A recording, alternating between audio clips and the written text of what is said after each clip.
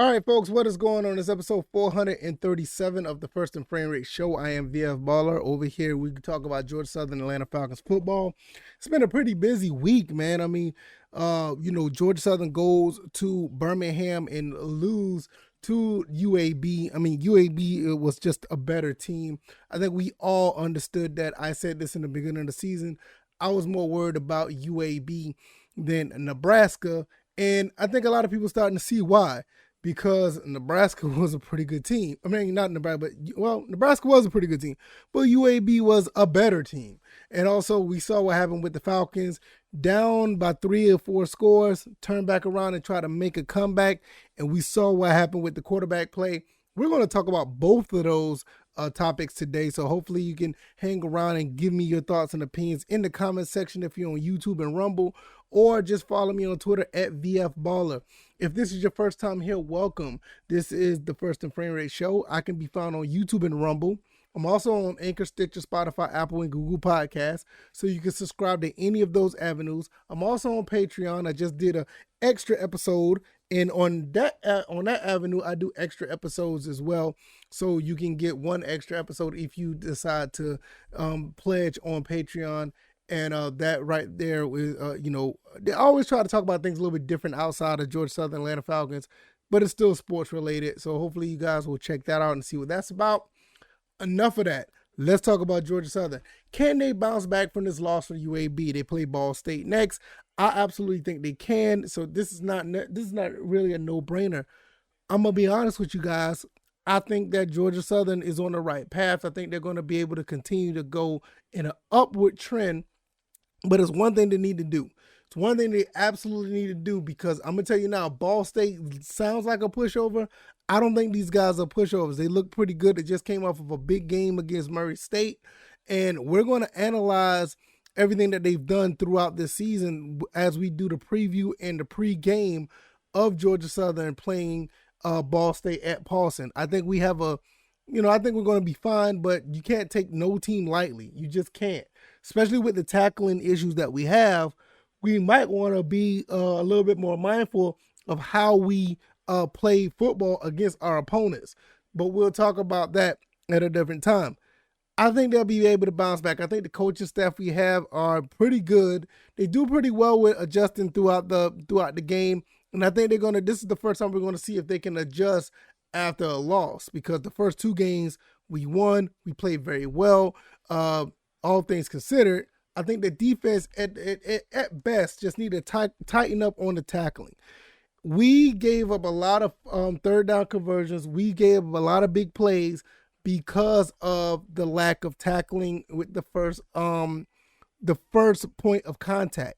So if we can get that done, we'll be a lot better off and get the offense a better chance to actually, be more productive.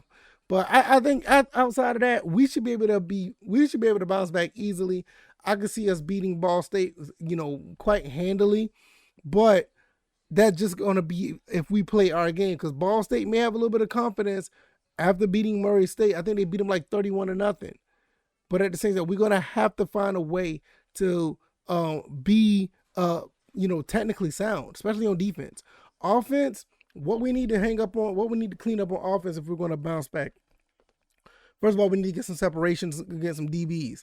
UAB did a phenomenal job of getting in our face, sticking to our wide receivers. It was very tough to get any separation.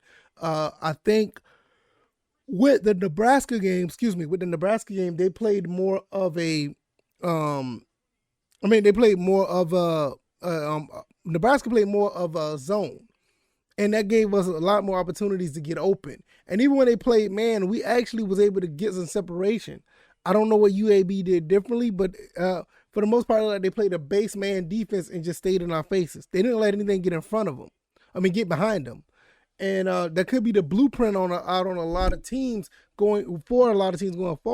I just don't think Ball State may not have the personnel to keep up with what, Georgia Southern can do with all of our receivers. So it should be a fun time. I'm not going to speak on it too much right now. I got to look at some Ball State footage. I have to look at some of their tendencies because, this game against Murray State, I think this was their first win. And what does that say about Murray State? Is it bad Murray State or good Ball State? So we have to look at that as well. So a lot of that is predicated on mostly what they did against Murray State and what we can do against Ball State. So very, very preliminary, very early, but I think Georgia Southern will be able to bounce back. I think we got the guys, we got the leadership, we got the determination to do it. The only thing we need is the execution. Leadership and execution, leadership and determination is great. Those are the things that you want in a team, but it also has to be predicated on execution. We need to be able to execute at a high level, especially on defense. Offense, I think we'll be fine. We didn't score the 50-plus points that we normally do, but we should be okay. We should be fine. I'm not really hanging my hat on this one game thinking the sky's falling. But if anything, we need the tackle. We absolutely need the tackle. No doubt about that. All right, I'm going to jump the ship and talk about something else. Hopefully you guys will follow me on this here. We saw what Marcus Mariota did in the last two games. He fumbled the ball when it was necessary to convert. He fumbled the ball. You saw what he did against the Rams. He threw an interception where you didn't give Drake London the chance to win the game for you with the out route, throwing the ball in the end zone. You threw it to Bryan Edwards, and the Bryan Edwards pass was picked off. I think Mariota is starting to be the problem. I do like this style of play. I do like his leadership. I love the way that he actually commands the game. But is it Desmond Ridder time? Because you can look good, you can look decent throughout the first three quarters, but when it matters, you're not making it happen. And I think the game against the Seahawks, which the Seahawks is a surprisingly decent team, but I think this would be the time where you would want to put, Desmond Ridder on deck. I think this is the time that you would want to put Desmond Ridder out there to see what you have. Now, this is where I stand. I really think this is the way to go at this point. There's nothing wrong with putting him out there now. You've seen 2 games of what Mariota can do. And I like Mariota. I just don't think he's it at this point. He single-handedly, in my opinion, lost 2 games for this team. We could have been 2-0 if it was possibly would have been 2-0 if we would have, not fumble when it was, not fumble against the Saints and not throw the interception. We tried to throw to Bryan Edwards when, like I said this on the post-game thoughts. Drake London was on the outside one-on-one against somebody. Give the 6'5" guy a chance. And I'm not even going to talk about the whole situation with Kyle Pitts. Kyle Pitts got little to nothing exposure throughout the fourth quarter. You got a 6'6" unicorn running down the field that nobody could probably catch if he gets in the open field. You're not even giving him the ball. That could be more about play calling than anything, but that's a different issue. Don't get me wrong. I like Arthur Smith and what he does. I like his attitude at times. I don't like the post-game stuff, but I like what he does as far as coaching. He seems like he's the guy that can do this, but you're pulling the string on your talent. And I didn't even want to make this about Arthur Smith per se, because I'm going to talk about him if it's 3 games in a row and stuff like this happen. I usually give coaches 3 games until I be like, all right, you ain't learned nothing. But these 2 games, and with Marcus Mariota, these 2 games have been solely on him. Your decision making did not, cost us the game. Your head's not in the game. You fumbled the snap. Your head's in the game. You didn't see. I ain't gonna say your head's not in the game. Your vision is not right, and you missed Drake London on a one-on-one. I don't care if he was covered. That's a one-on-one with a 6'4", 6'5" receiver. You take that chance. I'll take that chance any day. Instead of going up against, a 6'1", 6'2" Braylon Edwards, 6'3" Braylon Edwards, that is covered by at least 2 people from what I saw.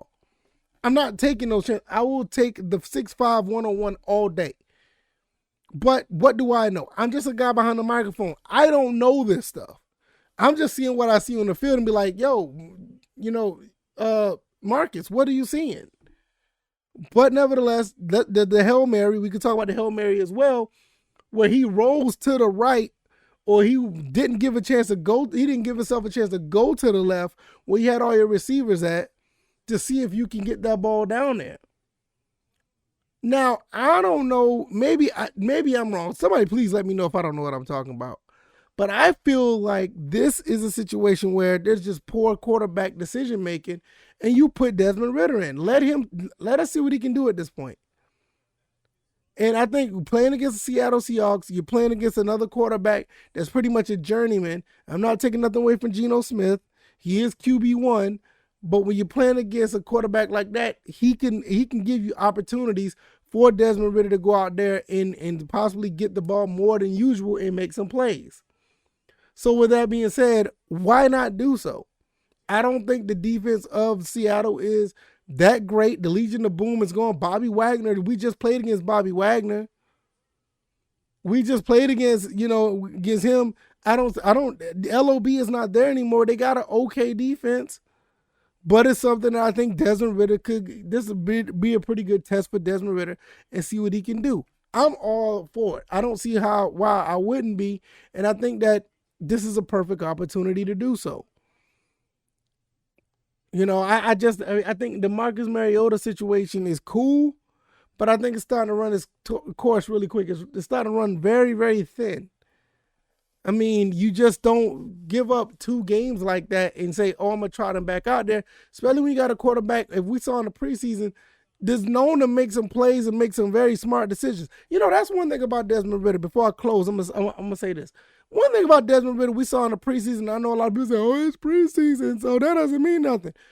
You cannot coach, you cannot put a tag on making good decisions when it comes to quarterback play. And we saw what he was able to do a couple of times. Even when he threw interceptions, he bounced back and did good things. The fourth quarter drive against the Lions, you saw what he did with that. I think he needs the opportunity to try to do something in a real NFL game. I don't see where the issues with that. So I feel that at the end of the day, Marcus Mariota is pretty much, I ain't gonna say it ran his course. I think I said that earlier. I don't think it necessarily ran his course all the way because he's still the starter. He still has some moments where he could do good things for the Falcons off because everything wasn't bad. It's just that the times when it counted, he just wasn't there. And with that being said, I think Desmond Ridder should get the shot to try to, make something happen or actually put the team in a position to see if they can win some games. Let's see what the kid can do. That's just my 2 cents. I mean, let me know what you guys think. If you like this commentary, hit the like button, share this podcast, subscribe to the channel if you haven't already. I am on Anchor, Stitcher, Spotify, Google, and Apple Podcasts. Also on YouTube and Rumble if you want to watch the visual side of this. Let me know what you guys think in the comment section. Am I talking crazy? Do you think that Georgia Southern can bounce back? Do you don't think they can bounce back? What do you think about Desmond Ridder? You think it's time for him to roll? Or do you think it's time for Marcus Mariota to get a little bit more time?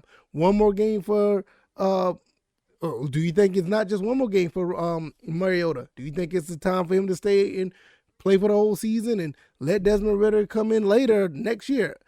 I think it's time for Desmond Ridder to come and play. I done seen enough. These 2 turnovers, they late in the game. I've seen enough. So let me know what you guys think. I'm going to get up out of here. Thank you guys for listening or watching, and I'll see you guys on Tuesday. All right, y'all. Y'all take it easy, and y'all be blessed. Peace.